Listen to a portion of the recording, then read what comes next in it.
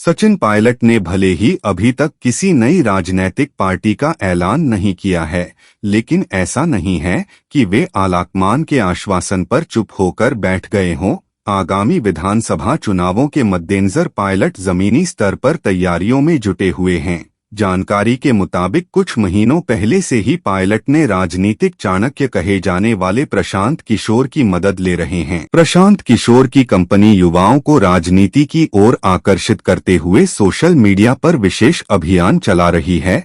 इस अभियान के जरिए यूथ आइकल को प्रमोट करने और लीग से हटकर राजनीति करने के सुझाव भी मांगे जा रहे हैं।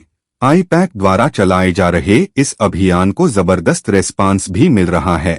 राजस्थान की कुल 80 सीटों पर दांव खेलने की तैयारी है, जहां पायलट को भरपूर प्रमोट किया जा रहा। सचिन पायलट समर्थक एक कांग्रेस नेता के अनुसार आने वाले दिनों में सचिन पायलट राजस्थान के कई जिलों में सघन दौरा करने वाले हैं। इस दौरों के जरिए वे जमीनी स्तर पर अपनी पकड़ और मजबूत करने की कोशिश करेंगे। हालांकि ऊर्जावान नेता पायलट का क्रेज कई जिलों में है, भीड़ उनके नाम से खींची चली आती है।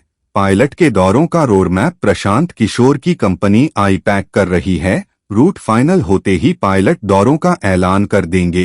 फिलहाल नई पार्टी के प्लान को स्थगित कर दिया गया है।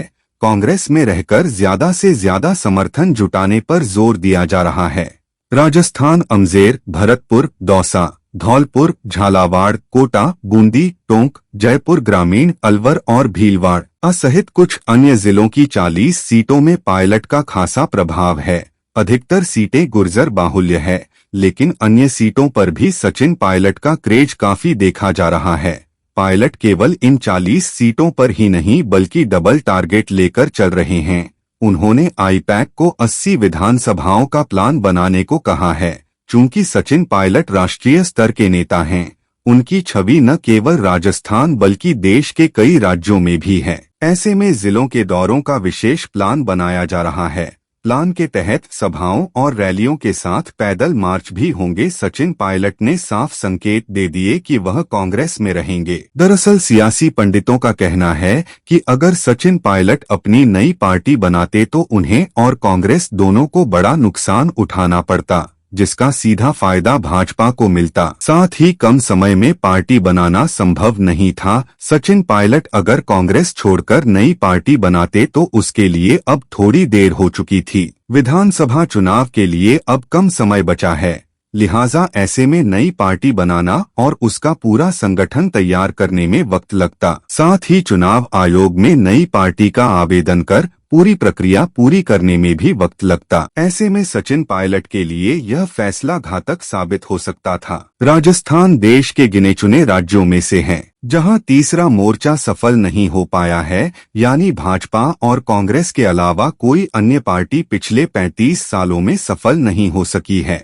ऐसे में नई पार्टी बनाना सचिन पायलट के लिए एक बड़ा पॉलिटिकल डैमेज हो सकता था। सचिन पायलट को राजस्थान की सियासत में कदम रखे 25 से ज्यादा साल हो चुके हैं। इस दौरान पायलट केंद्र में मंत्री के साथ साथ राजस्थान प्रदेश कांग्रेस के अध्यक्ष रहे और साथ ही डिप्टी सीएम की भी भूमिका निभा चुके हैं।